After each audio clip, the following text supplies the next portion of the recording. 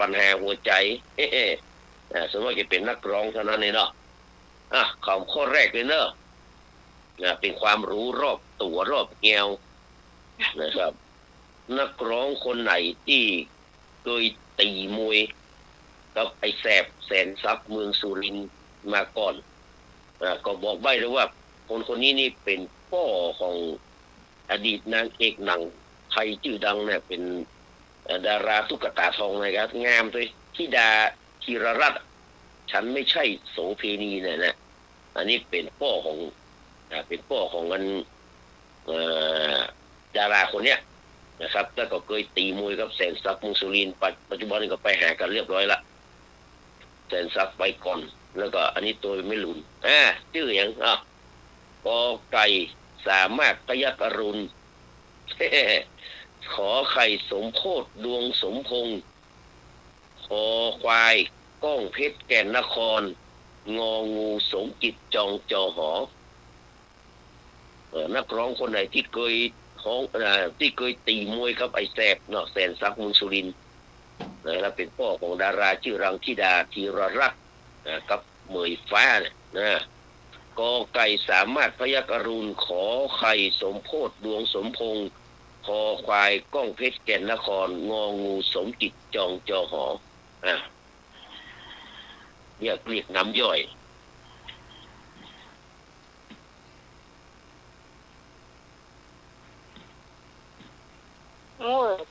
ตื่นพี่ต้มมาเลย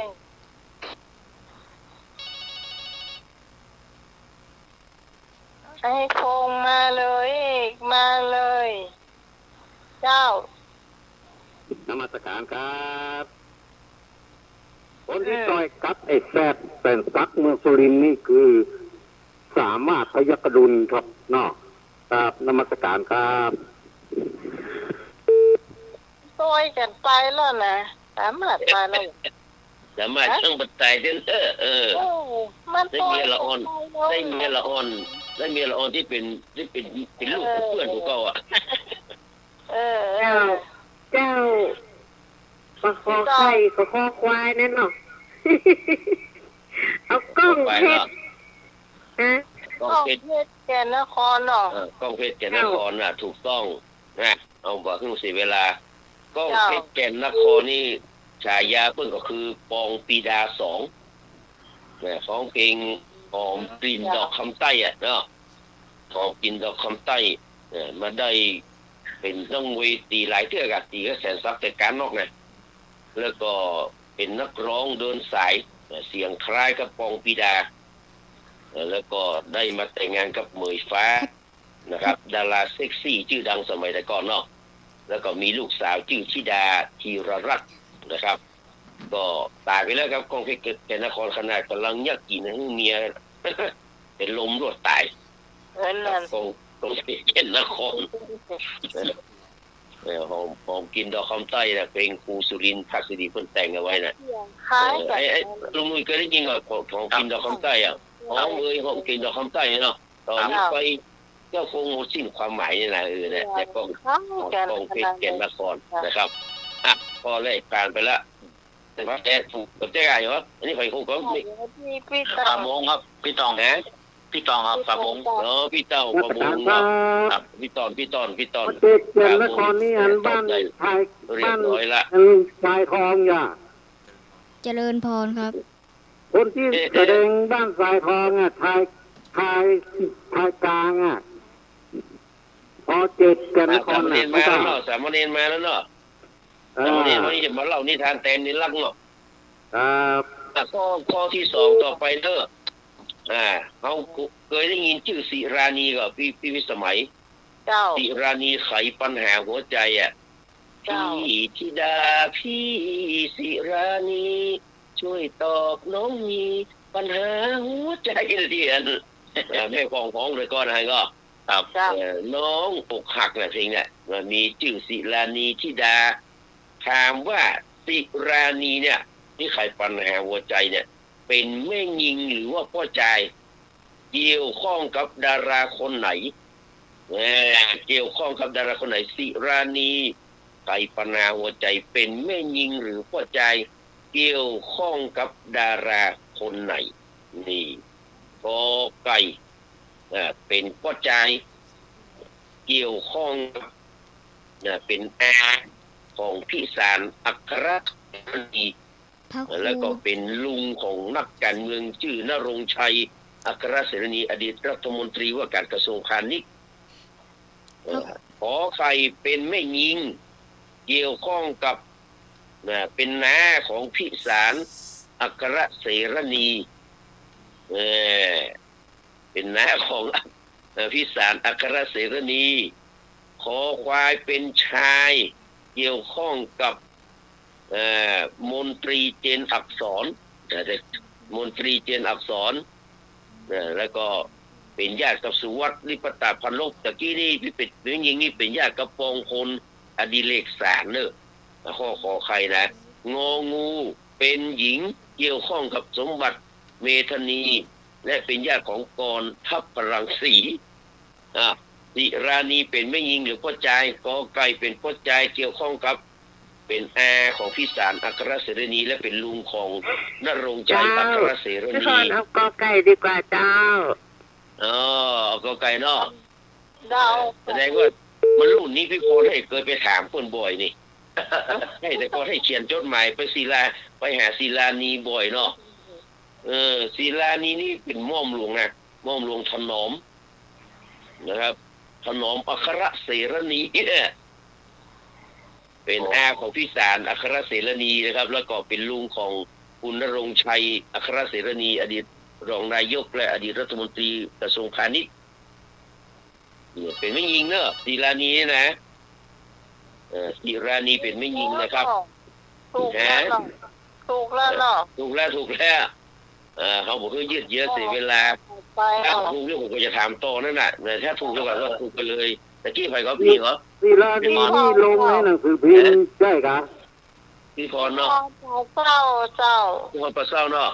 เจ้า ศิลานีนี่ลงในหนังสือพิมพ์ไม่ใช่ครับ ไอ้หยัง ศิลานีลงในหนังสือพิมพ์เหรอผมดูประจำเลยศิลานีถ้าเป็นใด เปิ้นทายดวงแม่นก็เดลินิวเนี่ยแหละเอาไปลงครับนมัสการครับ ต่อไปเป็นข้อที่3นะครับ นักร้องคนใดที่ได้ฉายาว่าพยัคฆ์ร้ายไม้เอกเพราะอะไรนักร้องคนใดที่ได้ฉายาว่าพยัคฆ์ร้ายไม้เอกเพราะอะไรพอทูลทองใจเพราะมีเสียงสูงมากมีเสียงสูงมากขอไข่สมยศทัศนพันธ์เพราะมีเสียงต่ำมากขอควายสุรพลสมบัติเจริญเพราะมีตุ้มเป็นเอกลักษณ์งองูชายเมืองสิงห์เพราะมีเสียงกลางจอผิดหมดอันนี้มีจอเท่านั้นนักร้องคนใดที่ว่าพยัคฆ์ร้ายไม้เอกทูลทองใจสมยศทัศนพันธ์สุรพลชายผิดหมด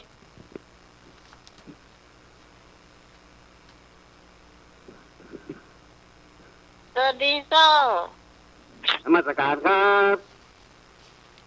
นักร้องที่ว่ามานี้คือ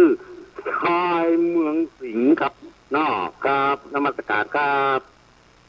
มาต่อแต่เมืองสิงห์นี่แต่ก่อนเพิ่นมาตามนะ แฟนพานแท้ตอบว่าชายเมืองสิงห์อีว่ะ ยังไม่ใจแล้วไงว่ายังไม่ใจ ยังไม่ตรงจะซ้ำเห็น9 ค่ำ3 ข้อก่อน มันต้องถูกสักข้อเดามาเลย มาต่อมา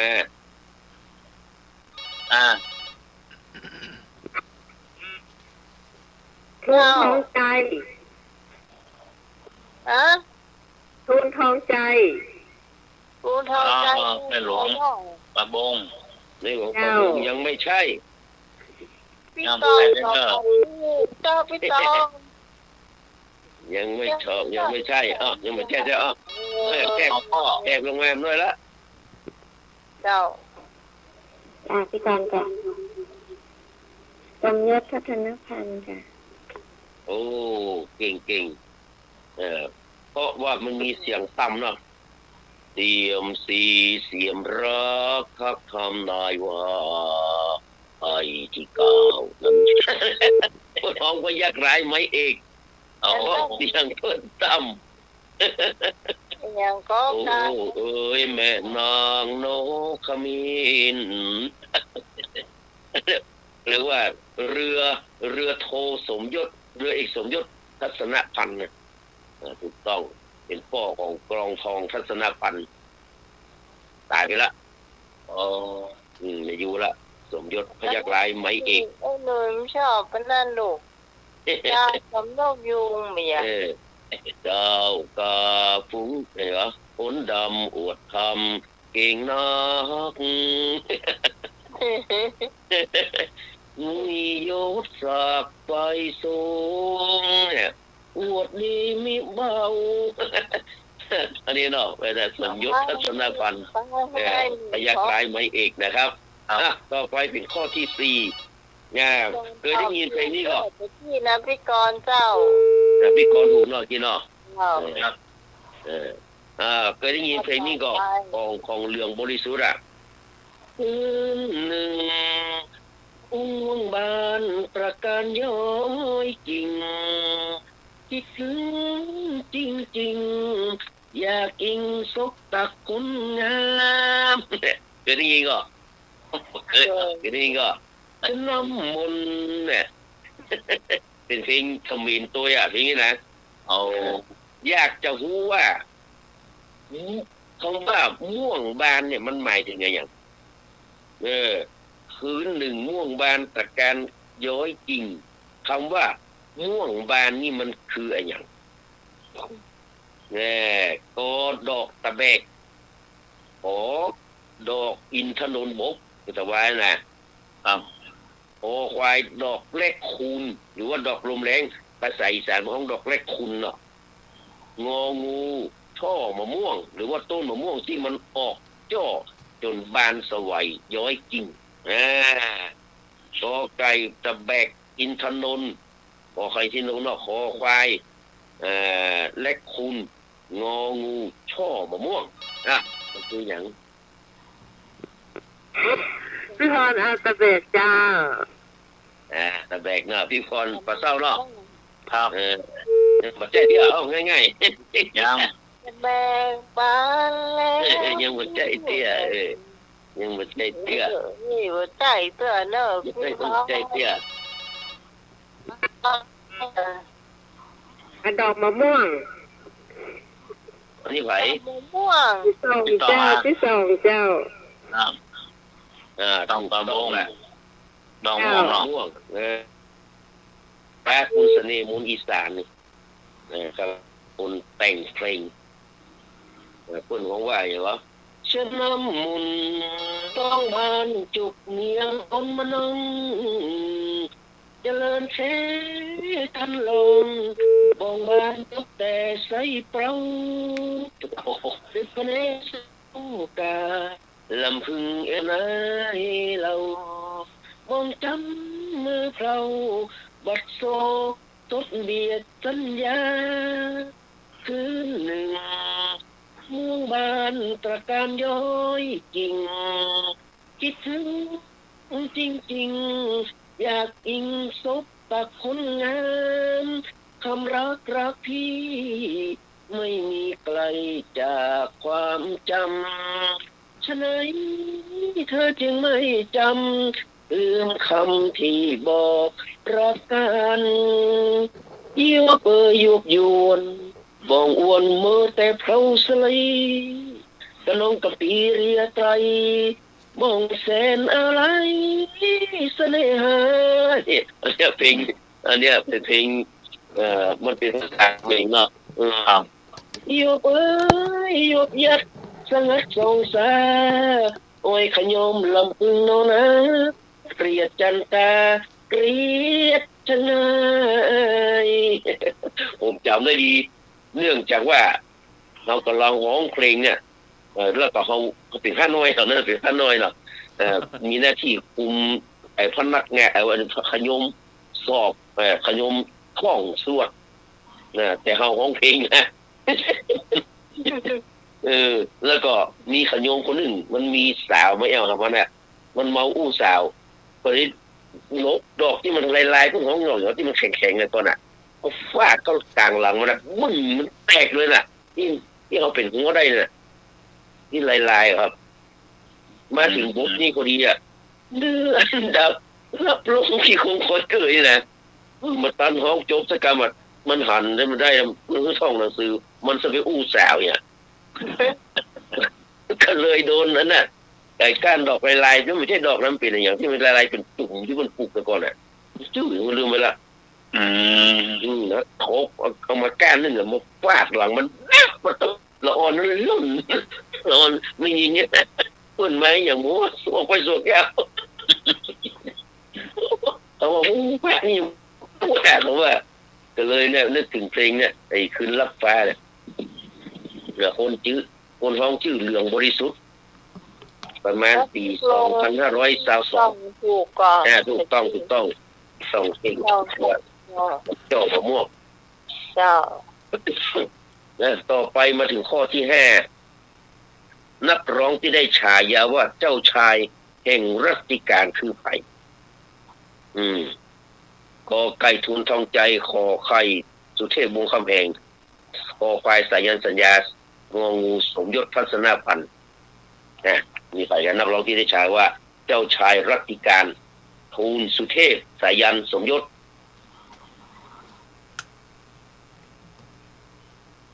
ฟังเมื่อคืนนี่ถ้าเย็นเนี่ยดาวเย็นเนี่ยเจ้าชายรัตติการน่ะอันนี้ง่ายนะอันนี้ง่ายมากเลยนะที่ว่าน่าจะตอบคนเดียวเลยน่ะเจ้าน มัสการครับนักร้องที่ชื่อสายันสัญญาครับสยครับครับนมัสการครับ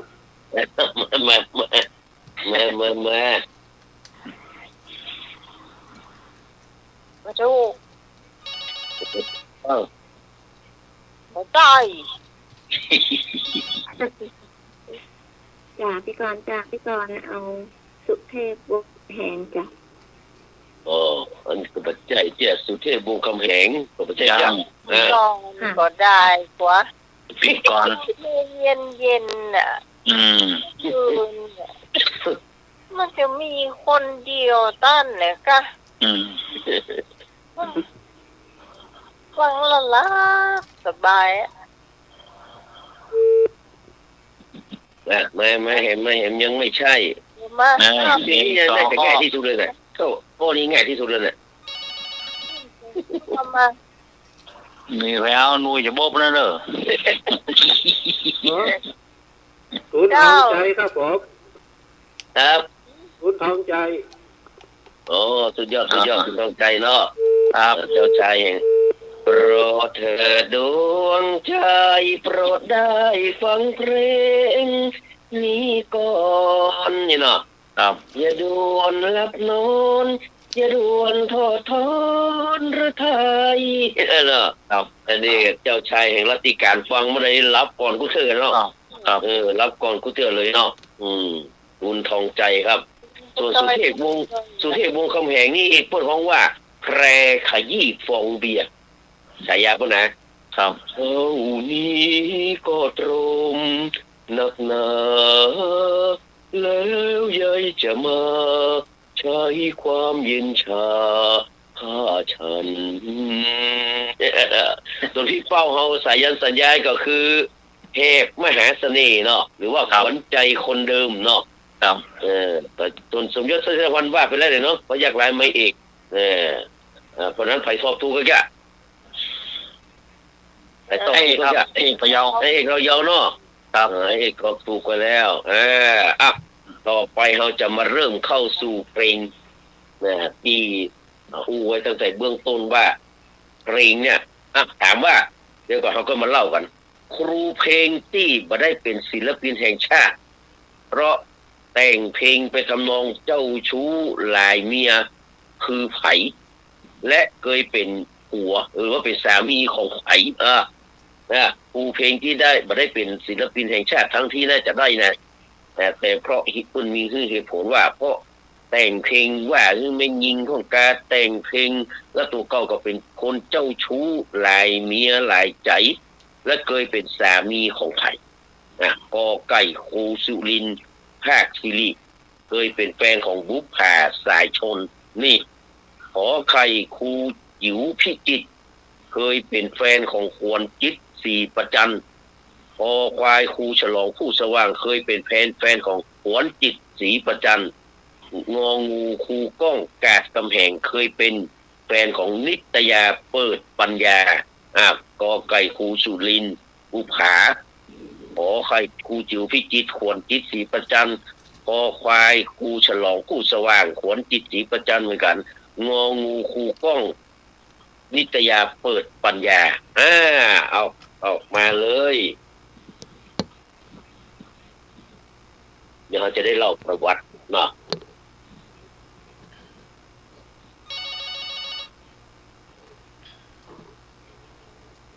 สวัสดีเจ้า มาตรการครับคำตอบสุดท้ายคือสุรินทร์มาสิริครับเนาะครับนักแต่งเพลงครับหลายเมียครับเนาะครับมาตรการครับ อย่างบัดใจเนอะ ใต้ถูก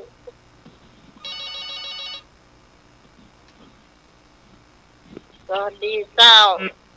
เจ้าพี่สมว่าข้องงองูอ่ะใครก็นั้นกล้อง กูกล้องเนาะ เจ้า ยังบัดใจเตี้ย ยัง มาใต้ ใจแค่ จะมาเท่าข้ามสองเอามาเลยสองข้อ อยู่ที่จิตครับผม อยู่ที่จิต อยู่พิจิตรเนาะโอเคนี่ไผไอ้กะ เอ๊ เอกพะเยาครับโอ้ยเก่งละเมื่อกี้ก็เปิดไปแล้วเนาะคนอะไรสวยตลอดเธอให้ลูกสี่เธอนั้นก็ยังสวยเนี่ยคำว่าโอ้ไปตลอดปีถึงมีลูกสี่เนี่ยคือนั้นก็ยังสวยนี่แหละเป็นสามารถเป็นศิลปินแห่งชาติตอนสมัยลีคนไรก็บอกว่าต้องแข่งเองเลยประวัติมันมีแล้วก็อยู่พี่จีนก็แต่งเพลงหลายนอกจากรักที่ลึกแล้วหันก็มีเพลงหนึ่งแบ่งสมบัติอะไรก็ทำอยากจะไปเชิญสิเชิญไปแต่ยังไม่ไปก็มาอยู่ด้วยกันสมบัติพ่อแม่ของแกของฉันเอามารวมกันก็เป็นของฉันคนเดียวว่าผมแต่งอันนี้ผมแต่งเล่นหมดเลยเนอะแล้วก็เพลง ออกมานี่ดังหมดแล้วก่อนเลย เพลงอย่างก็หน้าด้านหน้าโทนนะก็มีผัวแล้วพี่ก็ยังรักถึงพี่อกหักรักษาไม่หายรอจนผัวเธอตายและบอกอย่างไม่อายหน้าด้านหน้าทน ไม่ได้หรอก นมัสการครับแต่งยอดรักดังแล้วครับ ยอดรักสลักใจดังเป็นนักร้องระดับประเทศเลยครับ ยอดรักครับนมัสการครับ ปูจิ๋วพี่จีนี่เพิ่นเป็นลูกศิษย์ของพระพรพิรมเนี่ยของหลวงตาพรพิรมหรือว่าบุญสมอยุธยานะปราชญ์แห่งเมืองไทยแห่งท่านหนึ่งชื่อแต่ก็คือดิเลกเกษรีละคุปนะหรือว่าครูจิ๋วถ้าเพิ่นยังอยู่ประเดี๋ยวนี้นะเพิ่นเกิด2466นะแต่ไม่ใช่เป็นคนพิจิตรนะเป็นคนเมืองแอ่งทองวุ่นแล้วก็ตายไปแล้วเมื่อปี2553ขณะที่อายุ87ปีถ้าเพิ่นอยู่ประเดี๋ยวนี้นี่อายุเพิ่นจะ102 ปี102 ปีนะเคยแต่งงานก็หลายเทื่อเนาะอย่างที่ว่าเคยเป็นแฟนของคนที่ศรีประจันน่ะแต่ว่าคู่สมรสของคนแท้ๆนั้นชื่อประมวลเกษรีละคุปนะครับก็เป็นคนที่มีความสามารถ นะได้หลายเรื่องหลายราวเพลงแรกของเพื่อนที่แต่งก็คือชายไร้โบสถ์คือสมยศทัศนพรในละห้องในปี2497น่ะปัดพ่อไปเกิดได้ยังไง2497 70 ไปแล้ว ต่อมาก็ได้มีแหมปุดพ่อแหม200เก็บ 2,000 ทุกเพลงที่เพิ่นฝึกเพลงแหล่เพลงบวชนาคเพลงลำวงทั่วไปนะครับหลายคนเอามาฮ้องอย่าง21มิถุนาใบโพธิ์ลาบวชนี่ก็แม่นนะ ต้อง อ๋อ ไม่ขันมากนี่นะมันไม่ใช่พุ่มพวงดวงจันทร์ฮ้องก่อนนะมันเป็นควรจิตสีประจันเมียแกฮ้องไหนก่อนนะยังนะครับนั่นเป็นควรจิตสีประจันน่ะกับเข้าเพชรฆาตเอาขบกมาจออยู่นะฮะแล้วก็ นั่นก็แม่จือพิจิตรแล้วก็ตะกอนน่ะเพลงไอ้ลุงลุยตันเนาะที่เขาไปดูงานหรืออย่างแต่มันจะมีฟอร์โชว์ล่ะก่อนที่จะแสดงที่เกแกแสดงนักร้องเนี่ยที่เป็นเนี่ยมันมีฟอร์โชว์อ่ะ ครับ แล้วเพลงที่เพิ่นชอบเอามาฮ้องเนี่ยก็คือหัวฉันหายแล้วก็หัวฉันหายเหลือแต่ไฟแท็กอย่างนั้นก็ ดังเหมือนเดิมนี่นะพระองค์ แล้วก็ เปิดการ เดือนคว่ำเดือนหงายชินกรใจลาดเนาะแล้วก็แม้แต่เนี่ยบ้านพี่อยู่สุโขทัยแหละสุโขทัยละทมอ่ะเนี่ยก็ที่อะไรอย่างเงี้ยสุโขทัยต้นฉบับก็คือ นิรันด เพชร ร โพธารามเป็นคนฮ้องกับสายทองนครราชขณะที่อยู่ในบ้านของพ่อไวยพจน์เนี่ยมันอยู่พิจิตรคนแต่งคือสุโขทัยละทมเนี่ยสายันคอยแฟนเนาะสายันคอยแฟนรถเมล์สายสีที่พี่ยืนรอแหละ รอตั้งแต่กี่โมง7 โมงจนไม่ได้ปีกสุดท้ายแล้วมันไปเฉลยที่ไหนพวกจะไปบ้านปงหรือไปลงสุโขทัยก็ยังมาใจเลยนะแปลว่ามาเจียงใหม่เพลงของวิทูลใจพรหมอ่ะที่ไปแปะใส่น้องนั้น ให้อึกขามก็บอกปากบัจจาดักจื้อกื้ออย่างกับเนี้ยจนเอาปิกบ้านไปอ่ะเข้าห้องดับไฟได้เมียได้นายเป็นเมียฮะก็ไปได้ยินก่อนโอ้อีน้องไอ้จะรับผิดชอบทุกอย่างเลยก็แต่บอกไอ้น้องเป็นไอ้หยังบอกไอ้มาเล่ยินดีปอบมดเนี่ยสุดท้ายน้องก็บอกว่าน้องเป็นเอโอ้ยจะมาตายกับความฝัน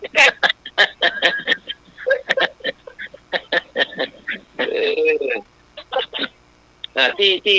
เห็นแฟนพันธุ์แท้ว่าก็ถูกนะเขาครูอยู่วิจิตรยังตันแต่งเพลงเนี่ยโอมจะเป่าคาถามา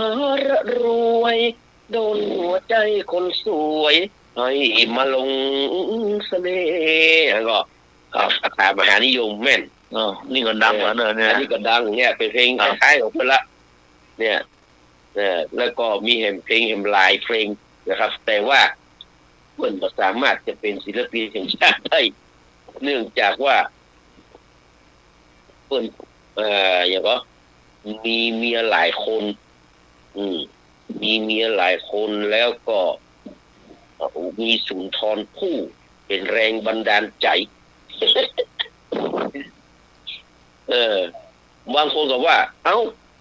ในเมื่อเพิ่นมีเมียหลายคนมันยังแบบไปโทษผลงานเพิ่นไปเกี่ยวกับความเป็นอยู่ของเพิ่นเป็นเรื่องส่วนตัวเพิ่นแล้วครูนี่เหรอชนละทีทานทองนี่เหรอมีที่โคน เราแต่ทั้งนี้ทั้งนั้นก็คือเพลงนั้นเพลงเดียวที่ผมเปิดเมื่อกี้ที่อาจารย์สามารถเปิดได้ครับนั่นคือเป็นสิ่งที่ทำให้ครูจิ๋วพิจิตรนะครับว่าได้เป็นศิลปินแห่งชาติตอนนั้นมีเรื่องเล่าว่าหลังจากที่ละคุณประมวลไปแล้วนะมาอยู่กับคนจิตพอคุณประมวลถูกหวยรางวัลที่1เนี่ยสมัยนั้นนี่เป็นรางวัล500,000 บาทเลยนะแต่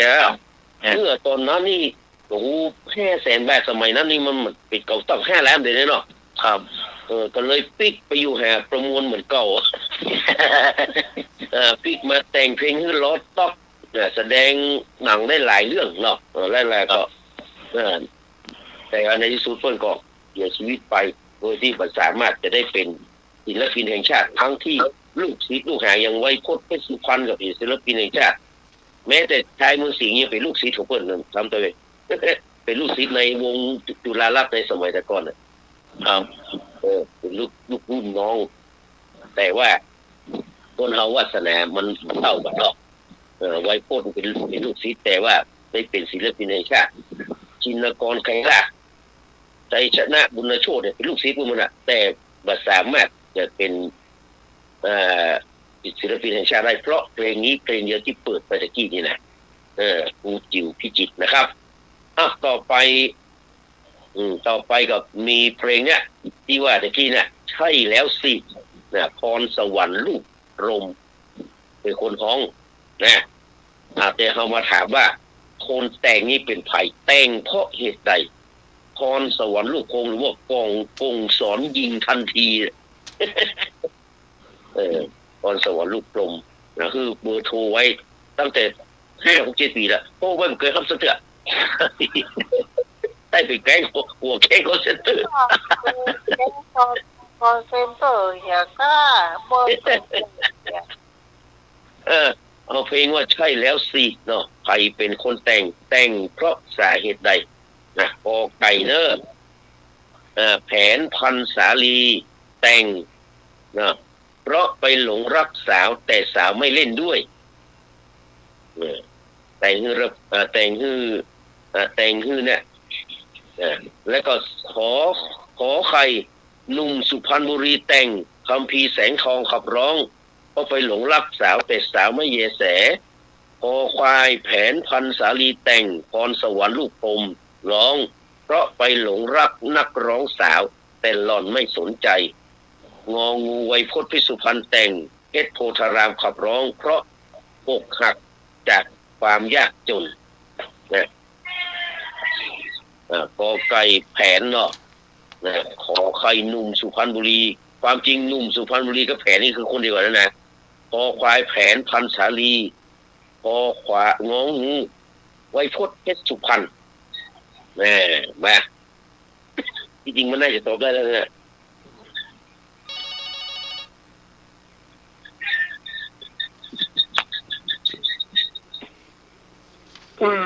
จ้าพี่กรณ์เอาข้อคอควายจ้ะก็อย่างก็ เอาข้อคอควายจ้าพอควายเนาะแผนพันสาลีเนาะถูกต้องแผนพันสาลีเนี่ยแกเป็นนักร้องในวงของชาตรีสี่ชนเป็นนักร้องนะเป็นร้องในวงดนตรีของเป็นนักร้องนะอยู่ในวงของดนตรีชาตรีของวงชาตรีสี่คนในสมัยนั้นน่ะไปอ่านใส่ชบาไพรหรือไทยทิพย์ซึ่งเป็นนักร้องเจ้าของเพลงเมียห่วงทหารแล้วก็มันชาตรีสี่ชนเพลงทหารห่วงเมียมันก็ควรนี่ก็แบบควรควรมาอยู่กับเนื้อกับตัวเนี่ยเนาะแล้วก็เมียห่วงทหารก็คือชบาไพรหรือไทยทิพย์เนี่ยของตอกของแก้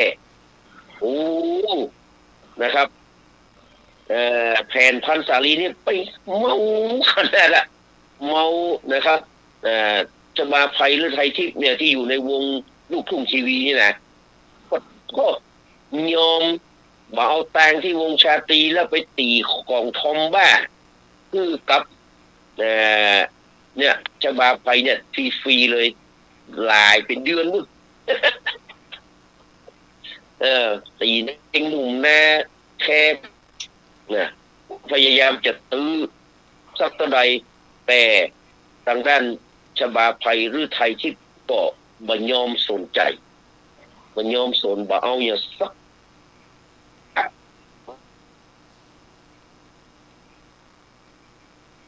ปานนกบอกว่าแค่บ่อยากเป็นภาระขึ้นไผ่นะว่าถึงทุกวันนี้ป้านกยังอยู่นะฮะป้านกอายุเกือบจะ80ละป้านกบอกว่าแค่ตึงมาเอาผัวไม่อยากเป็นภาระขึ้นไผ่มาจนทุกวันนี้ป้านก ก็ยังเป็นโสดอยู่นะ โอ้ แผนพันสาลีก็เลยแต่งเพลงใช่แล้วสิเพื่อที่จะประชดประชดกับแปรนกเนี่ยชบาภัยหรือไทยทิพย์เนี่ยจนต้องถึงวันนี้นะครับ ก็เลยเนี่ยทำให้เพลงนี้โด่งดังเมื่อปี2516ปลาย17เนี่ยก็เมื่อกำลังบ้านผมนี่กำลังแต่งถนนกำลังเข้าไฟฟ้ากำลังจะตุยแม่นะพวกบ้านนอกขนาดแต่ก่อนเนี่ยเพื่อกำลังจะเอาถนนกำลังต้นเขาเสียดายแบบเปล่าขนาดที่มันอยู่ตามไอ้เขาคนตั้งห้อยล้อแต่ก่อนน่ะงานงัวล้อเนาะสองข้างต่างเขาตัดแขว้งเสียงหมดอ่ะพอไปตันเขาไปโค้มันตันเขาเหลือแค่แกนนุ่มๆอ่ะเอามากินแค่แหนมนี่ก็ผมอีกจำได้อยู่เพลงนี้กำลังดังกันนะใช่แล้วสินะกดตู้มันม่วนมันงานขนาดอันนี้ก็คือเกร็ดเล็กเกร็ดน้อยของตำนานเพลงเก่าเล่าสู่กันฟังในวันนี้นะครับวันพรุ่งนี้จะได้ลูกเจ้านะไปเป็นอย่างว่าวิธีกรเป็นโฆษกครับอุบาเจ้าอภัยสารทะสังฆปาโมกข์ปฐมสังฆนายกะคือคล้ายๆว่าเป็นสังฆราชเมืองเชียงใหม่องค์แรกเนี่ยเป็นเจ้าคณะจังหวัดเชียงใหม่องค์แรกของล้านนาไทยของจังหวัดเชียงใหม่เขาเนี่ยในสมัยนั้นเนี่ยวันพรุ่งนี้ก็จะไปเล่าประวัติตามและคนไทยทอกก็จะได้ฟังเลยเนอะตอนนี้ก็ขอกราบนมัสการเนาะกราบนมัสการไม่ได้ยัง กราบนมัสการขอบพระคุณท่านพระครูสมุวิสุวัตรวรกิจโจนะขอบพระคุณท่านอาจารย์สมัครยานศิโลขอบพระคุณพี่พิสมัยสุริโยดรหัวหน้ารายการแล้วก็ขอบพระคุณลุงนุ่ยสว่างเมฆขอบพระคุณญาติธรรมรายการถามว่าใครเช็ดทุกท่านนะตั้งแต่ไอ้เอกไอ้พงศ์อีกกรพี่พรอีกพร2 พรเนาะแฟนตันแท้พี่ต้องเนาะครับและแหมแพมอ่ะ ขอบคุณพ่อ อาจารย์ขอบคุณนมัสการขอบคุณครับวันนี้วันนี้ก็อาจารย์เจ็ดสีครับครับก็ขอนำรายการจากไปก่อนเนอะผมว่ากราบนมัสการและก็กราบสวัสดีครับครับผม ต้องขอบคุณพี่นันเจสีและสาติมังเออความโหแล้วการของเราได้เจ้าครับขอบคุณเมตตานะครับผมเจ้าขอบคุณพ่ออาจารย์มันก็มีความรู้เรื่องเพลงนะเจ้าที่เราไม่ค่อยรู้เป็นไทยเปิดบทานมากกว่าเจ้าเนี่ยโคตรปืนมาแท้ๆปืนหลงเข้าโคตรมาอู้บดแต่แต่ว่าอันที่น่ะไปเกิดตันนะแต่ยังน้อยกว่ามันปีเนาะโอ้เพิ่นเก็บข้อมูลเลยนะอันไฟฟ้าหาความรู้เนาะครับเอานี่ไม่ค่อยรู้ลึกเลยนะครับโอ้ว่าน้อยการเล่านิทานเรื่องยังเน้นมาเลยเน้นน้อยนิทานเรื่องปีโดปีโป้เรื่องไม่กดวัดหรือว่าไม่ชีนมี4กดวัดเรื่องอะไรนะเรื่องลูกหมู3 ตัวแต่เป็นอีกแบบหนึ่งเรื่องลูกหมู3 ตัวแต่เป็นอีกแบบหนึ่งอ่ะเล่าไปคนละเรื่องครับยังไม่เคยเล่าดูจะยังไม่เคยเล่าจะเล่าเลยหรือว่าจะอะไรครับจะเล่าเลยหรือให้คนอื่นเล่าเลยหรือให้คนอื่นเล่าก่อนครับไม่มีใครเล่าหรอกไม่มีอาจารย์เราไม่ได้มาอาจารย์เราเล่าเลยครับงั้นขอกราบพระพุทธเจ้ากราบพระครูหลวงพ่อเจ้าวาดเจริญพรนะหน้าใหม่เจริญพรลุงหนุ่ยครับประกาศครับผมแนะนำตัวกับผมชื่อดีโดครับ สามเณ ดี ร โดเนาะ สามเณรดีโดครับ เอาบ้านใกล้ๆ ค มา รับ วันนี้จะมาเล่านิทานเรื่อง วันนี้จะมาเล่านิทานเรื่องหมูสามตัวแต่เป็นแบบอีกแบบหนึ่งครับ ครับเชิญเลยครับ กระครั้งหนึ่งนานมาแล้วมี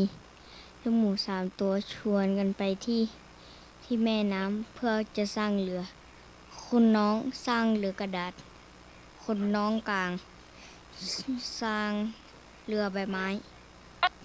คนพี่สุดสร้างเรือจากกิ่งไม้ไม่สิสร้างเรือจากเปลือกไม้สร้างเรือจากเปลือกไม้แล้วก็กำลังแข่งกันอยู่แข่งว่าใครไปไกลสุดแต่หมาป่าที่กำลังนอนอยู่ก็ได้คันตัวก็เดินออกมาจากถ้ำเพื่อจะไปอาบน้ำล้างตัวพอเดินไปสิก็เจอกับลูกหมูสามตัวที่กำลังเล่นกันอยู่เล่นแข่งเรือหมาป่าก็ได้มาไล่เพราะเขาจะมาอาบน้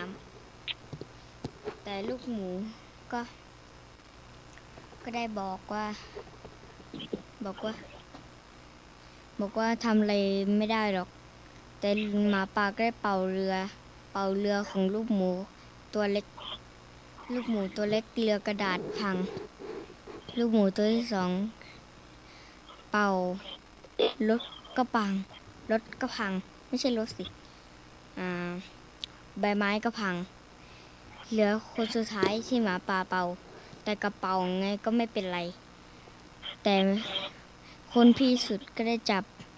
เรือของตัวเองแล้วปาใส่รังผึ้งพอปาใส่รังผึ้งเสร็จรังผึ้งก็ตกลงมาใส่หัวของหมาป่าพอตกใส่หัวหมาป่าเสร็จหมาป่าก็ได้ยินเสียงของผึ้งก็วิ่งไปทั่วแต่ก็ได้สะดุด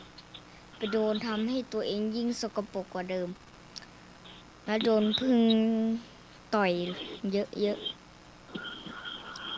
พอต่อยเสร็จ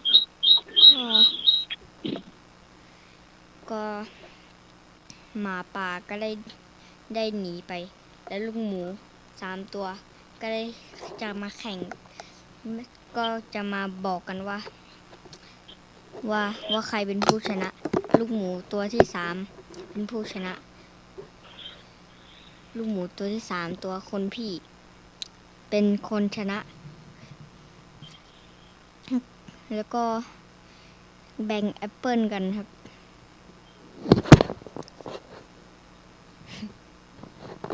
ไม่ตก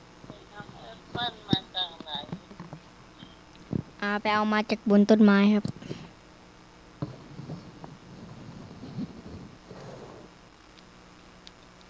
พอเอามาให้กันเสร็จนิทานก็จบเลยแบบมันแค่5 นาทีย่อแบบย่อแบบสุดๆครับ นิทานเรื่องนี้สอนอะไรบ้าง มันนิทาน เป็นคนสร้างด้วยไม้ นิทานเรื่องนี้สอนให้รู้ว่า ที่แข็งแรง นิทานเรื่องนี้สอนให้รู้ว่าอย่าดูถูกของใกล้ตัวให้ดูเหมือนไม่แข็งแกร่งของเล็กๆอย่าดูถูกของใกล้ตัวนิทานเรื่องนี้สอนให้รู้ว่า มันไม่มีบอกนิทานเรื่องนี้มันไม่มีบอกกับสอนให้รู้ว่า อย่าดูถูกของใกล้ตัว ครับ หมายความว่า นึกว่าของใกล้ตัวอันนี้มันแข็งแรงกว่าของที่มันเกิดมาเองจากธรรมชาติ เรื่องอะไรนะครับเรื่องอะไร เรื่องอะไรสักอย่างนี่แหละไม่มีบอก ลูกหมู3 ตัวเนาะ หมูสามตัว แล้วก็มีอีกเรื่องหนึ่ง จะเอาอีกเรื่องหนึ่ง เอาอีกเรื่องไหมครับ เอาอีกเรื่องไหมครับ เอาอีกเรื่องไหมครับ ยาวไม่ยาวเนาะ ยังไม่รู้พอดี อืม ย่ พ อ อ ได้ไหม ย่อได้ ย่อได้ ย่อได้ครับ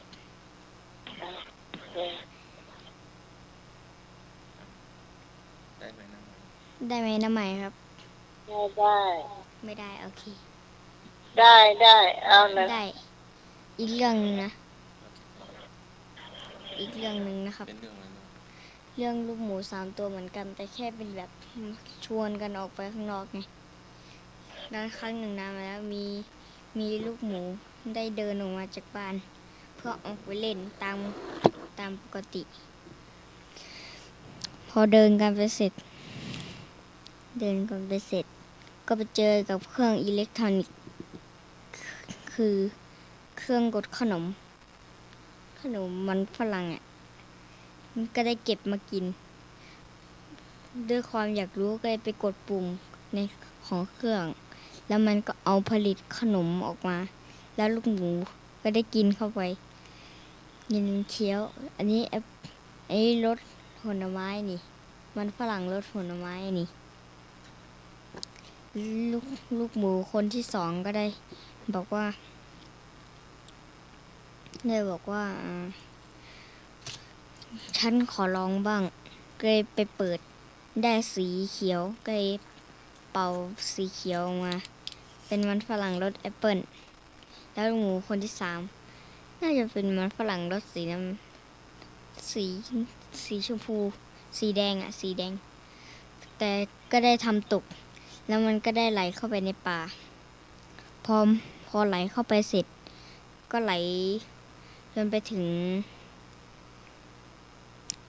งพุ่งไม้หมาป่าที่อยู่ข้างในก็ได้เห็น แล้วลูกหมูคนที่3ก็ได้เดินไปเอาลูกอมลูกสีแดง แต่หมาป่าที่ได้จับมือลูกหมู แล้วลูกหมูก็ได้วิ่งออกมาพอดี แล้วหมาป่าก็บอกว่าแกหนีไม่รอดหรอกพอบอกเสร็จ ลูกหมูก็ได้บอกว่าได้จริงก็มาสิ แล้วก็มาเสร็จ หมาป่าก็ได้เจอลูกอมที่อยู่ที่พื้น ก็หยิบเอามากินที่ปาก เอามากินหลายลูก แล้วเป่าไม่สิยังไม่เป่าแค่เก็บเข้ามา แล้วได้เป่าทำลายเครื่องอิเล็กทรอนิกส์จนแตก พอแตกเสร็จ ลูกหมูก็ได้บอกว่านี่ของฉันนะ แล้วลูกหมูก็ได้ตะโกนใส่หมาป่า แล้วก็หมาป่าได้เก็บลูกอมที่วางอยู่ตรงพื้นมากิน พอกินเสร็จก็เป่า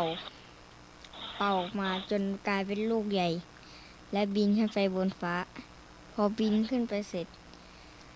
ก็โดนนกบินมาจิกลูกโป่งจนตกลงไปที่พื้น แล้วก็มันก็จบไปเลยแบบไม่มีนิทานสอนให้รู้ว่าอะไรสักอย่างงั้นเลย แล้วตัดเป็นอย่างอื่นเลย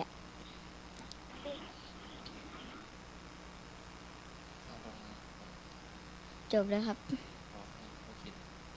ข้อคิดมันไม่มีบอก ข้อคิดนิทานไม่มีบอกครับ เขาไม่ได้บอก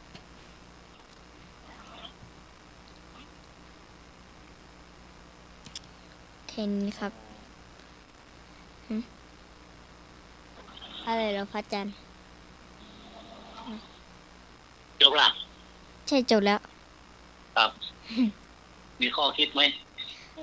ตอนที่ผมดูมันไม่มีข้อคิดเลยอะ ไม่ นอก มีเหร จาก อ มันจะตัดเป็นอย่างอื่นนะ ตัดเป็นนิทานอื่นอ่ะ ความคิดส่วนตัวว่าไงบ้างนิทานเรื่องนี้สอนให้เราว่าไง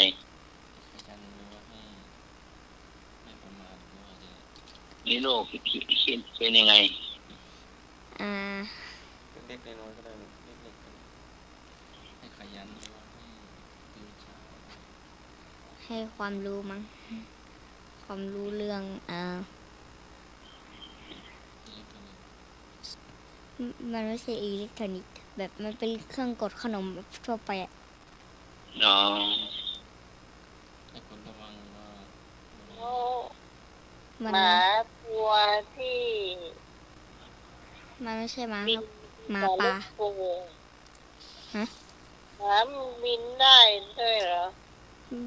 มันเป่าลูกโป่งจนบินขึ้นไปได้ที่ผมดูมันเป็นอย่างนั้นเลย เหรอ มันเป็นการ์ตูนให้ บิน เพลิ ไป น กับลูกโป่ง มันเป็นการ์ตูนให้เพลิดเพลินมั้ง แล้วทีนี้ก็โดนนกจิกลูกโป่งก็แตก แล้วตกลงมาเลยครับ มาตายเลย แล้วก็ไม่ตายครับมันตัดจบเลยอะ นี่มันก็มีข้อคิดเนาะ ๆก็คิดว่า จะทะเยอทะยานบินสูงเนาะ ก็หมามันตกจากที่สูงก็ตายสิ ไม่รู้ครับ ไม่ควรไปแกล้งสัตว์ ไม่ควรไปแกล้งสัตว์ ไม่สิมันหิวอะมันน่าจะกินเนื้อหมาป่ากินหมูอ่ะ มันไม่ได้กินหมูใช่ไหม อ่า ไม่ได้กินหมู มันไม่ได้กิน แต่ว่ามันกินของแทน ไม่ได้กินจะผมตัดตอนที่มันจะเอาลูกหมูมากินไงถ้าเรามาหมดมันก็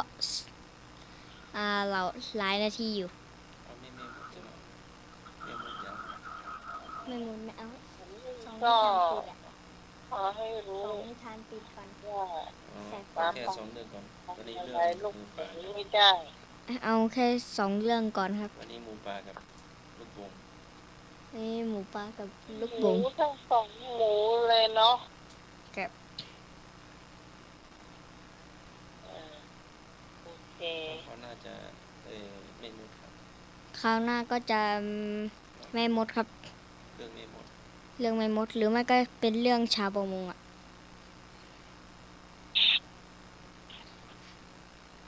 กับประมงหาปลาเนาะ เดี๋ยวค่อยเล่าครับ นานอยู่ เกิน10 นาที แต่ก็จะตัดให้เยอะ ตัดบางช่วง ก็ตรงนี้จะ กำลัง กี่โมงเนี่ยมีบ้างนะ จะให้ไปเลยหรือจะให้ไปเลยไหมครับ หรือให้ จะไปนอนหลับ ไปนอนหลับ ไปนอนหลับ ไปนอนหลับครับ หรือจำวัด ครับ หรือกลับวัด ครับ จำวัด จำวัด จะ อะ นั่นเหรอ จำวัด จะให้อยู่เป็นเพื่อนหรือจะให้จำวัดรออาจารย์ จะให้อยู่เป็นเพื่อนหรือ จะให้ อ่านอน นอนก็ได้ อยากทำอะไรก็นอนที่นี่ก็ได้นี่ ลงตังค์แน่นอนนะครับ นอนตักแอร์ครับ แต่มากมีคำถามธรรมะบอก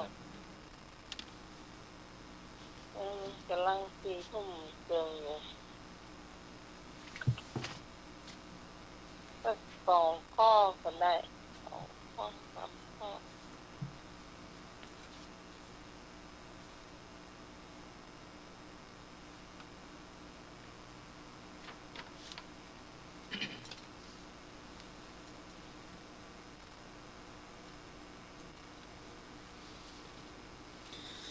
อุกาสะวันทามิพันเตสัพพังอปาราทังขมัทเมพันเตมยากตังปุญญังสามินาอนุโมหิตพัง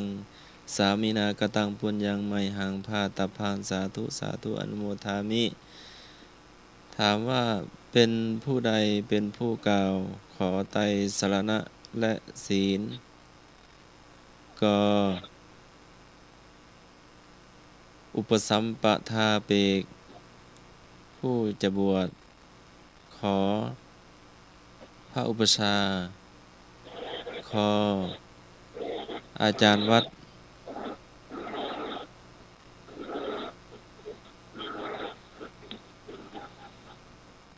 ตอบมาได้เลย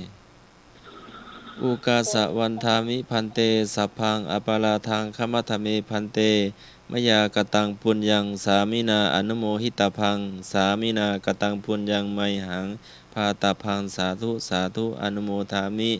เป็นคำขอไตรสรณะและศีล ผู้อุปสัมปทาเปก ถามว่า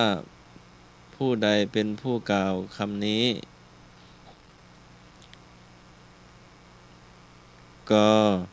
อุปสัมปทาเปกผู้ที่จะบรรพชา ขอพระอุปชา ขออาจารย์วัด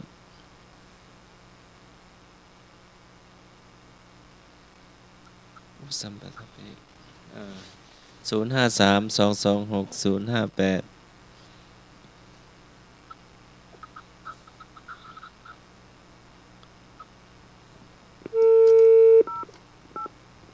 เจอไหมครับ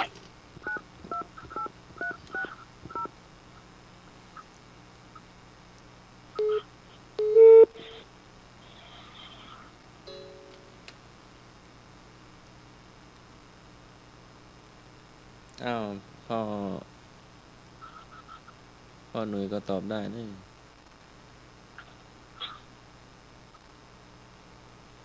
ลุงหนุ่ยน้ำไหมเนาะพอจันทร์7 สี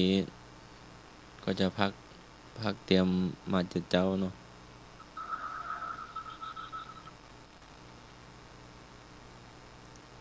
มีก็หาลุงหนุ่ยก็ตอบได้ลุงตอบได้เลย กอไก่เนาะ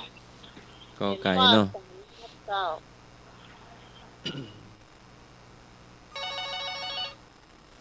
กอไก่โปโม เจ้าเป็นคนตอบกอไก่เจ้า ก็ใครนี่เป็นใคร สองเนาะ ตอบเป็นคำมาก็ได้เนาะกอไก่อุปสัมปทาเปก คือนาคเนาะนาคที่จะรับศีล ครับ หน้าพี่กรณ์ตอบหน้าคล้ายๆคำลาผ้า เป็นคำขอไตรสรณคมและศีลเนาะรับศีล10จากก่อนที่จะเป็นเนน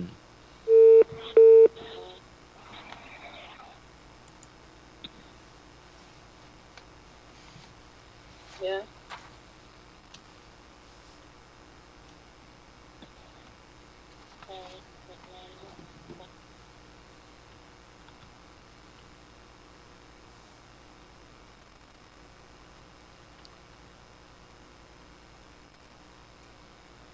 พระบูชาหัวใจ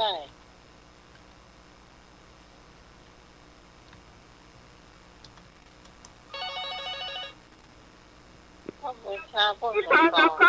ใจ กอไก่ ก็ไก่อุปสัมปทาเปก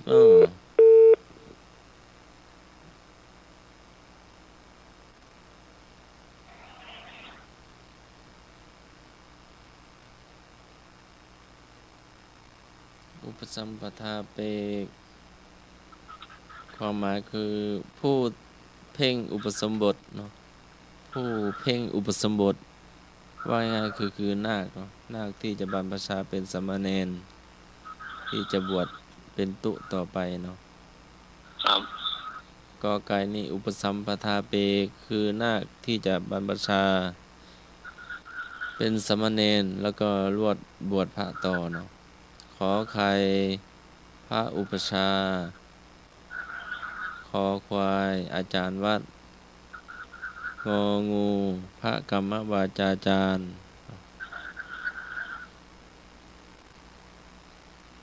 หน้าไม้ก็ตอบได้นี่อันนี้อาจารย์เอาละก็ลาเนาะเพราะพรุ่งนี้มีงานวัดงานขึ้นสีขาวเนาะ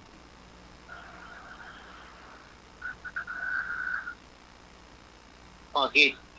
ข้อแรกจบแล้วเนาะ ยังก็รอเฉลยเนาะ อ๋อ รอเฉลย คนตอบถูกกว่าเฉลยเลย ตอบข้อกอไก่อุปสัมปทาเปกอุปสัมปทาเปก ป ตอบถูกกดเลยก็เลย กอไก่ ไม่ต้องรอข้อต่อไปเลย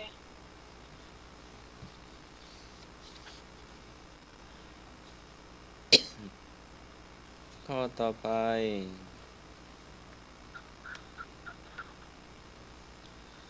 อุกาสะวันทามิพันเตสัพพังอปาราทังขมัทเมพันเตมยากตังปุญญังสามินาอนุโมหิตพังสามินากตังปุญญัง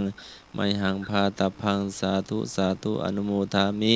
อุกาสะการุญญังกตวานิสยังเททเมพันเตถามว่าเป็นคำกล่าวอะไรก็คำกล่าวขอนิสัยขอ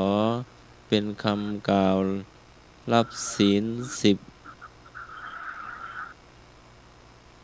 ขอเป็นคำบอกสมณะบริขาร ที่ได้กล่าวภาษาบาลีมาเมื่อสักครู่นี้ เป็นคำกล่าวอะไรก็คำขอนิสัย ขอเป็นคำกล่าวรับศีลขอเป็นคำบอกสมณะบริขาร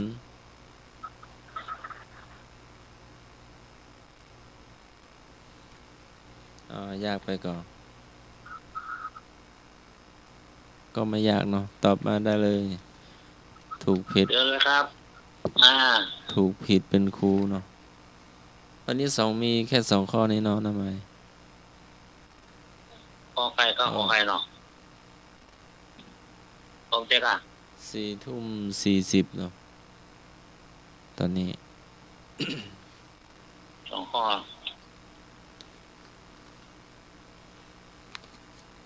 นุ่งเรียงงองูอ่ะ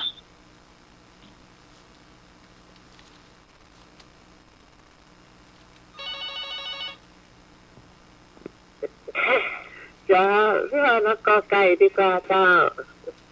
ขอไข่เนาะ นุ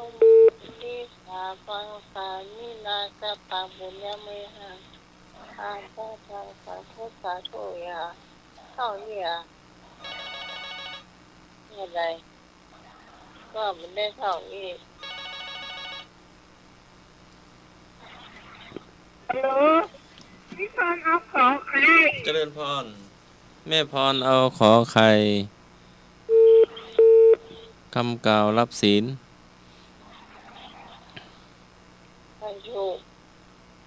กอไก่ข้อที่ถูกคำขอนิสัยเนาะขอนิสัยที่จะรับเป็น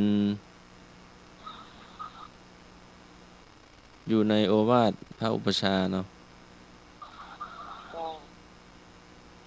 ก็คงจะ เป็นคนใหม่เนาะ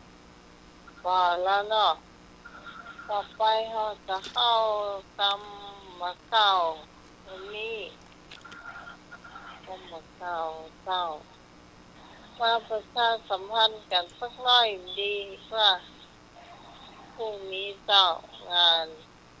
วันสงขลาจะสมัครมารายละเอียดมาเจ้า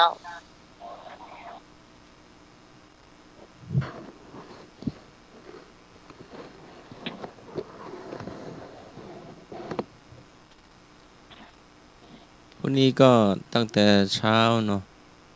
เริ่ม8 โมง 7 โมงก็จะเริ่มแห่ครูบาเจ้าอภัยสรทะสังฆปาโมกข์เนาะอดีตเจ้าคณะจังหวัดเชียงใหม่รูปแรก ก็จะเป็นกองชุดเดิมเนาะ เจ้า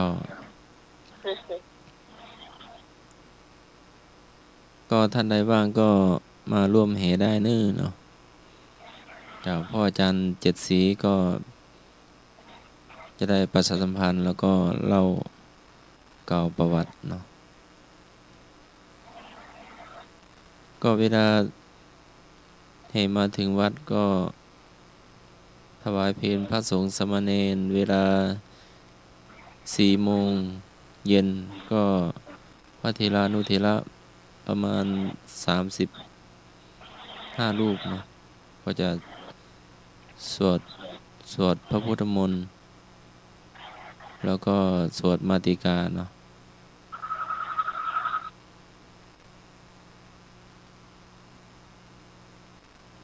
แล้วก็หลังจากนั้นก็ส่งน้ำครูบาเนาะทั้งเจดีย์ครูบาก็ดีทั้งรูปปั้นเหมือนครูบาก็ดีเนาะก็ถือว่าเป็นน้อมรำลึกครูบาโสภา ไปช่วงแห่ท่านจะม่วนปะนายหนุ่ยเนาะ ครับ ไปช่วงแห่นะ ถ้าลุงไม่ได้ไปไหนก็มาร่วมแห่กับศรัทธาชาวบ้านได้นี่เนาะ ครับ ตั้งแต่7 โมง แห่ อย่างสายก็8 โมงเนาะ แห่ชุดเดิมอ่ะนั่นน่ะ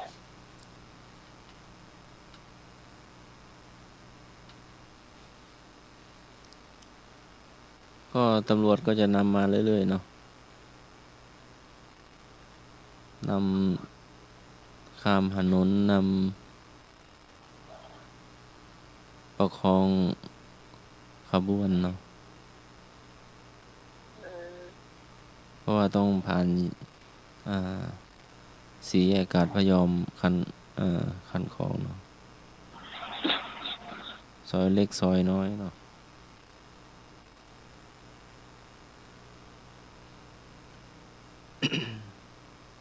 ก็วันนี้ศรัทธาแล้วก็พระสงฆ์สามเณรก็ช่วยกันเนาะจัด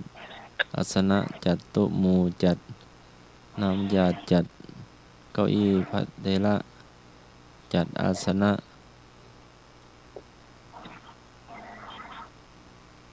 จัดเครื่องถ่ายทอดสดเนาะทั้งเด็กวัดแล้วก็ตู้ลุงผ้าน้อยศรัทธาแล้วก็นำครูบารูปปั้นเหมือนครูบาเราขึ้นรถลุงจักรเนาะแล้วก็ศรัทธาก็ช่วยกันประดับดอกไม้เนาะก็วันนี้ก็แข่งกีฬาวัดหัวหินก็แข่งกีฬาหมู่บ้านก็จัดบนวัดเนาะก็อบอุ่นดีเนาะพี่หนานเลียวก็เป็นวิทยากร ครับ ก็น่าจะถ่ายทอดสดด้วยมั้งก็เพื่อว่าจะได้ไอ้นี่เนาะญาติโยมจะได้เข้าวัดเข้าวาตัวเองแล้วก็เป็นมีถ้วยทองมีรางวัลให้ตัวเองเนาะเรียกว่าลานวัดลานกีฬาเนาะสมัยก่อนก็แบบนี้มั่งแล้วก็เป็นบวรต่อมาเนาะวัดบ้านโรงเรียน เทศบาลก็ดีมหาวิทยาลัยก็ดีเนาะ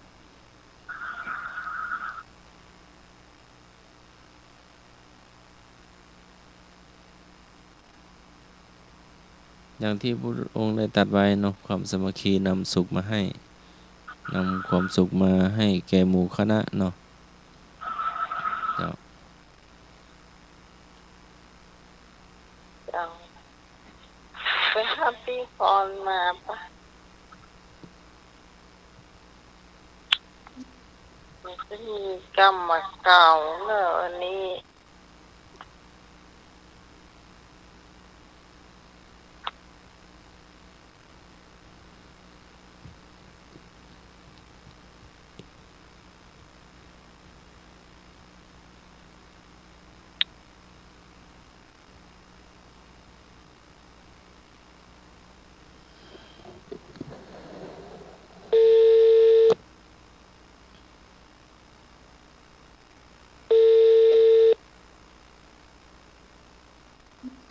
เจ้ากลับภาษาเจ้า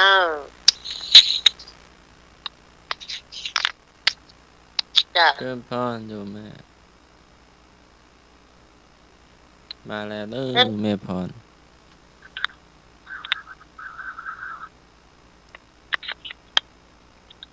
จ้าน้องไหมวันนี้กำเก่าอย่างพ่อเจ้า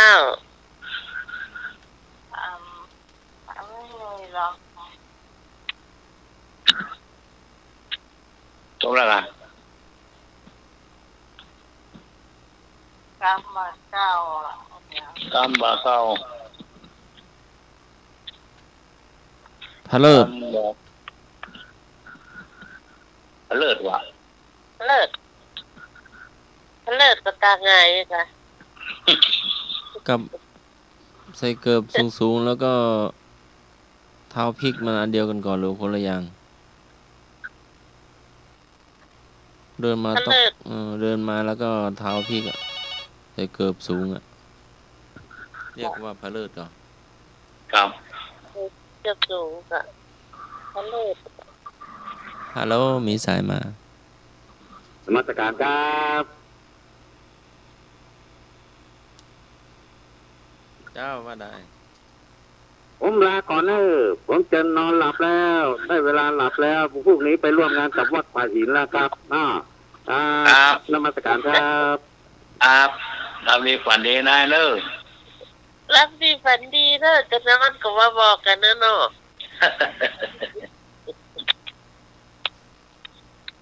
รับเนอะ เลิศก็ไปย่ำใส่อันที่ใครคู่อะค่ะอันนั้นก็เลิศหกล้มก้น แม่ผ่านนะครับแม่ผ่านแม่เลิศแม่หมื่น ไม่มื่น หมื่นกับเลิศนี่เดียวว่ะ มื่น เจอกันเนาะ มันคนละอย่างก็หา เนาะ มื่นกับมื่นเลย เลิศแล้วมันโกรธแล้วเนาะ แล้วเลิศนี่ก็เอาก็เอาสมมติเอาเท้าไปย่ำใส่ที่มัน หมื่นนี่ที่ใครคู่ห้องเนาะ จ้า ไม่ทานเปียหัวขึ้นได้เลยเนาะ เนี่ยย่ำ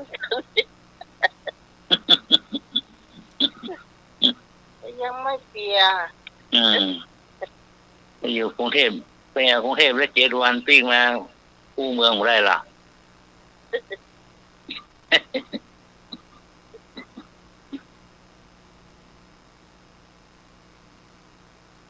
แม่น้องพะเลิศหมื่นไม่ทานเปียหัวขึ้นได้เลยจำจะมาคู่มือเหรอคะ จะเมาจะก่อเปีย เปียผม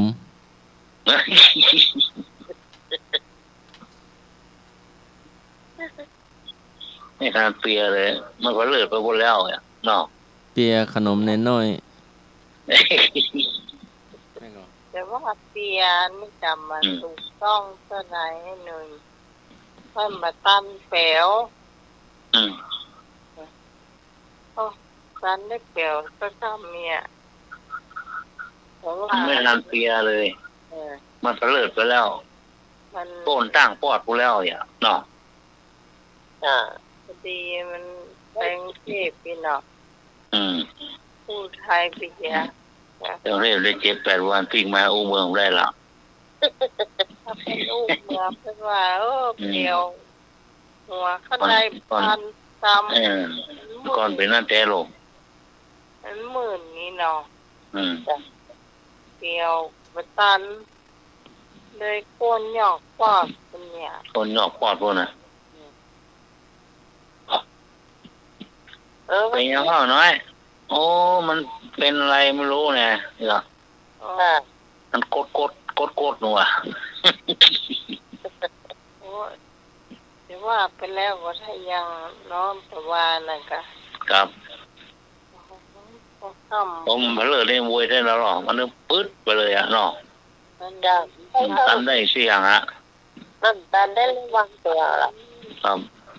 มันถึงกับพอเลิก โอ้โหเลิกก็ได้นะวันซื้อเนี่ยพ่อของผู้หลวงองค์โยกลูกเมาขวดน้ำเนี่ยกะขวดมันนักลำใบใส่ตา ครับ แล้วก็มันมีขวดถ ให้มัน2 ขวดมันอยู่ตรงปืนนะ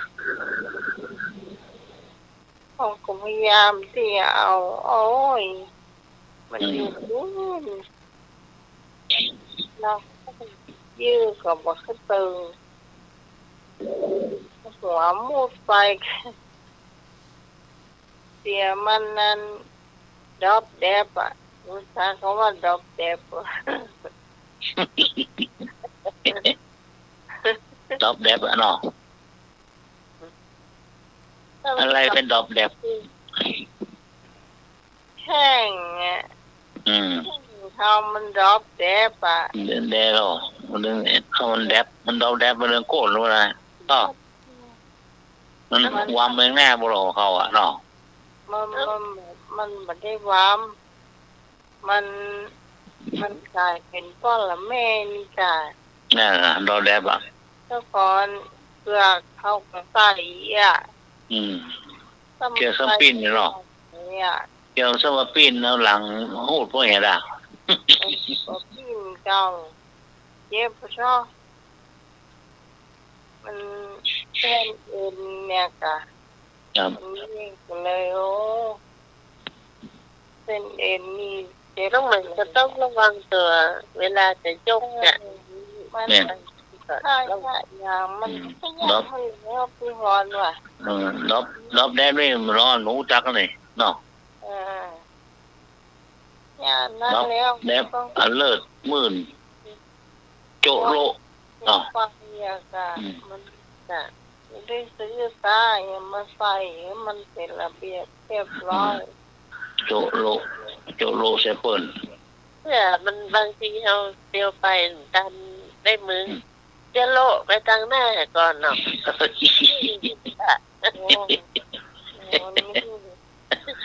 น่ารักว่าตาเอาหัวว่าตามกันเราว่าบึกโอ้สุมาเลยเนาะ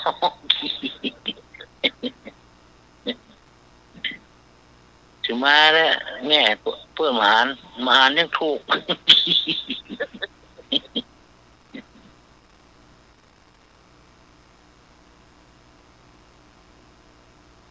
นับตั้งแต่กี่โมงกินข้าวง่ายแล้วเจ๊เจี๋ยวง่ายแล้วตั้งผ้าแล้วตั้งผ้าห่มใจผ้าเที่ยวใส่แล้วก็มากินข้าวกินยาแล้วก็หลับมาตื่นบ่าย 3ตอนได้กินข้าวต้มก้าข้าวตอนอาจารย์รู้ไหมจะไม่ได้กินเนี่ยเขาจะห้องแม่ก็เปิ้นกินยาการเนาะ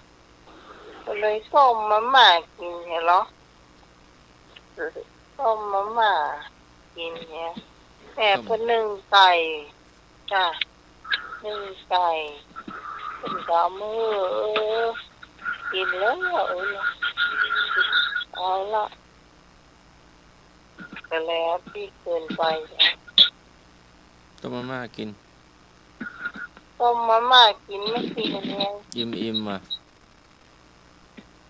อิ่มจ้าใส่ผักใส่ไข่เนาะใส่ไข่อยู่มันแม่เกี่ยวไข่ใส่อันนั้นอย่างก็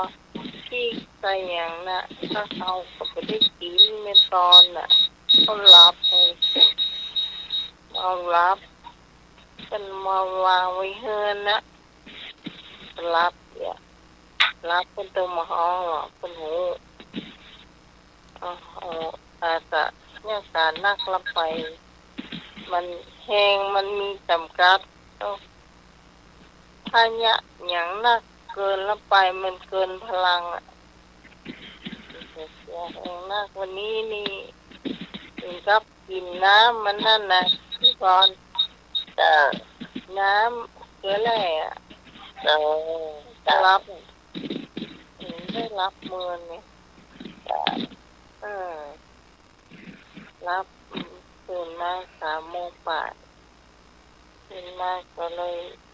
ต้มน้ำกินมาม่าก็ตึ้มถามแม่สักคำว่าย่างเย็นนะกินแล้วตรงนั้นตรงนี้แม่ก็เอา ก่นึ่งมาให้ จ้ะ มันกินมาได้แล้วนะ ให้เสียงยังวิดวิดวิด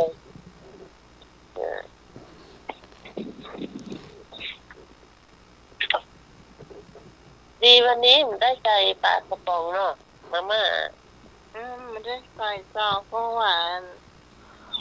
กินข้าว จ้ะ มันได้ใส่นั่นอย่าใส่ไข่ที่เมทอดเอาไว้เหือ ใส่นั่นเรียบร้อยนะจ้ะ ได้ก็ดีเหมือนกันมันเจอพริกเหมือนกันที่ฮอนเจอพริกที่หอมเหมือนกัน จ้ะ เอาหัวซ้ำใส่ในหากระถ้วยไข่หากะ ง่ายดีนะก็ไม่มาก มั นะ นก็หามดนี่จะสมัครว่าอิ่มไว้นะจะหามดลองเดียวยายหนุ่ยกินสองยายกินหมด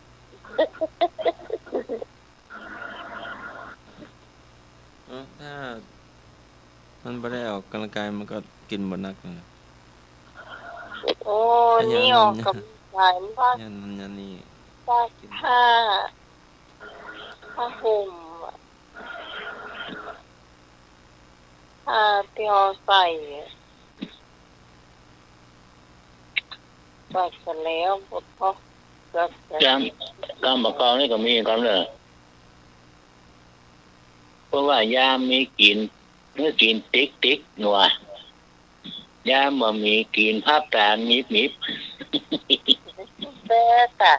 เวลามีก็ต้องกินแหละ เนาะ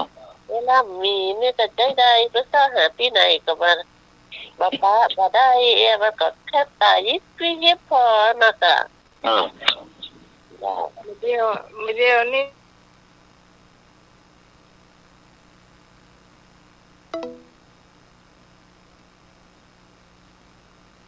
สายหลุดไปต่อแล้วกันเลย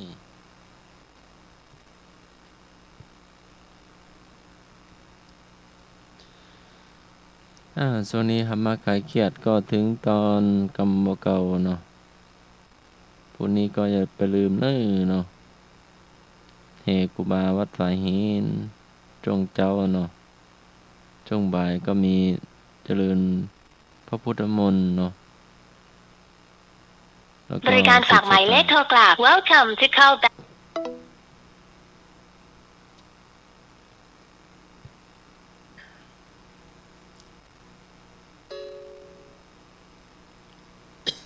เราสกรรมนึกกำลังติดต่อ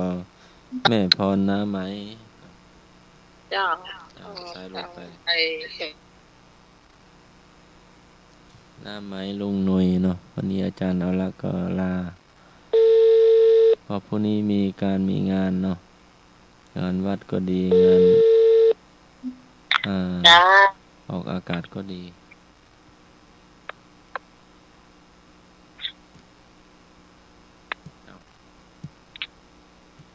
เรากำลังเดี๋ยวต่อลุงหนุ่ยก่อน ไอ้หนุ่ยเบ็ดหมดกะ จู่ๆก็ล้มไปหมดเลย อ่า จู่ๆก็คืนล้มไปเลยไม่ได้เล่นไม่ได้แตะอย่างสักอย่างเนาะ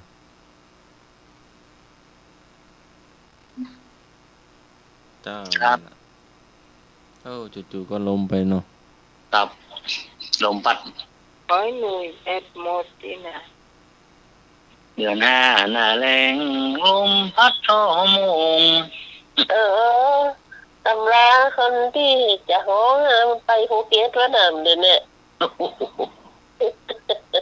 โอ้เอวไก่เนาะ โอ้ ทะเลเนาะ จ้าทะเลมีโถเข้าวัดพระบาทกำลังอยู่ประจวบด้วยหรอ โอ้ ไปไหนจะไปภูเก็ตนี่แหละวันว่าอันนะเลยดักแซ่บแบบนี้มาครับเลยนะขับรถ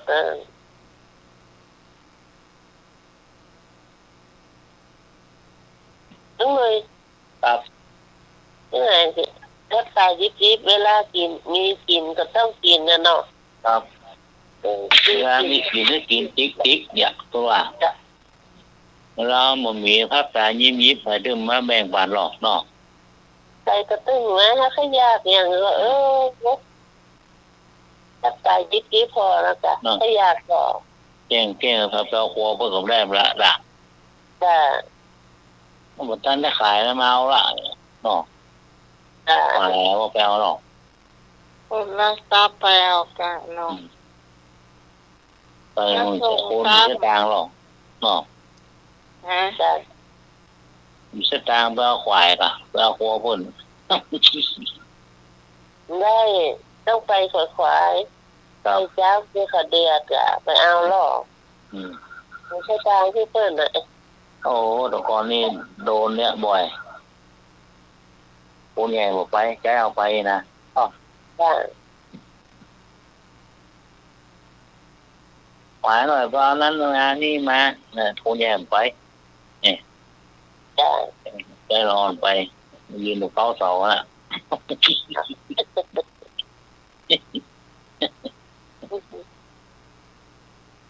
แม่แกเมาอย่างดอกเอาหน้านี่ยินไม่เปิดขายโอ้เรียบร้อยหรอกยินเนี่ย จ้ะ ก่อนเนี่ยมันหวายเลยเอาผักกาเอาแห้งกากับปีกาเนาะยินได้เกี่ยดอกผักไว้เสร็จต่อไปก่อน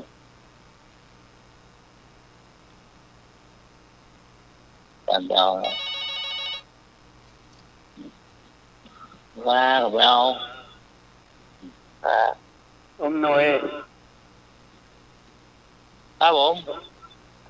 เขียวชะอุ่มสวยไม่มีใบ มีแต่เมล็ดแล้วก็ นั่นมาแล้วกันลูกโปเกนมาแล้วกัน หลวงตาเปีย มีแค่คงเหรอเหมือน เจ้าพงอ่ะ หลวงตาปิดหลวงตาอย่างก็สี่อย่างดาวคนน่ะ อ๋อ เขียวชะอุ่มสวยไม่มีใบ มีแต่เมล็ดอย่างก็ ฝน บน แม่นเลี้ยว ปอมมากอ่ะไม่มีใบมีแต่เม็ดอ่ะ อ่า ฝ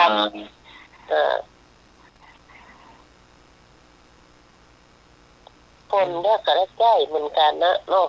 ครับ เป็นเม็ดฝนเนาะ หลวงปู่กิจการหรือว่าหลวงตา หลวงตานี่ยังบอดอายุหลวงตาหลวงปู่นี่อายุหนักเนาะ ครับ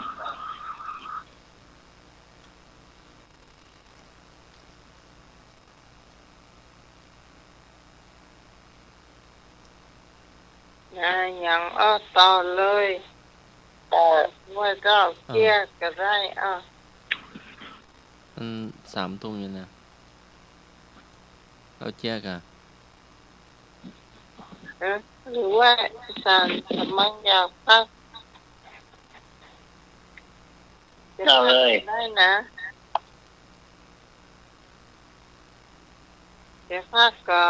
ก็ย่างได้ นั่นก็ได้ได้ไป ก็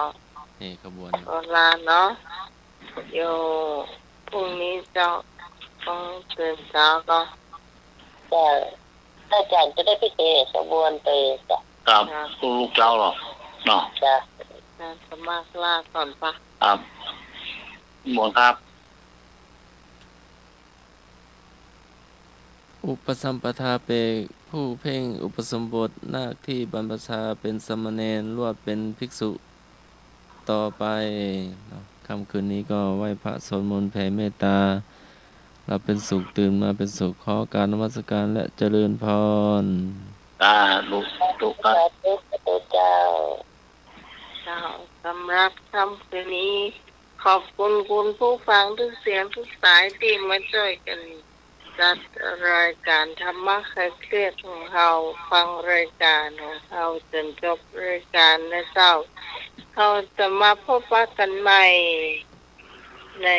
ค่ำคืนเสาร์อาทิตย์หน้านะเจ้าขอบคุณพระอาจารย์พระครูสมุวิศวะธุรกิจโดผู้อำนวยการสถานีผู้ควบคุมเสียงเมตตาเวลาให้รายการนี้มาโดยตลอดเจ้าขอบคุณพระอาจารย์สมัครยาณศิโลนะเจ้าขอบคุณในหน่วยสว่างเมฆเจ้า ครับ ขอบคุณพี่พรนัทนันมโนกรรมเจ้าสำหรับเจ้าพิสมัยสุริยดรจากบ้านดันตันตำบลเหมืองแก้วอำเภอแม่ริมจังหวัดเชียงใหม่สำหรับวันนี้ลาคุณผู้ฟังขอคุณผู้ฟังทุกท่านนอนหลับฝันดีเหมือนกันทุกคนสวัสดีเจ้า ครับสวัสดีครับผม เจ้า